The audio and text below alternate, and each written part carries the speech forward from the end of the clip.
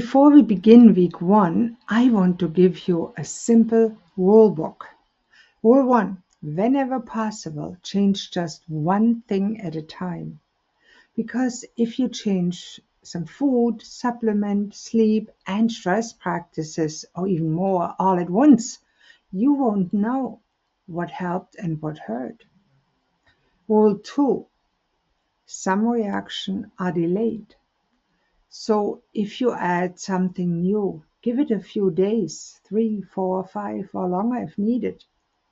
If you notice a clear negative pattern, pause and simplify. Rule 3. When symptoms worsen, don't panic and add 10 new things. The first move is usually go back to basics. Hydration, simple food, rest, and gentle pacing. Your body gives information.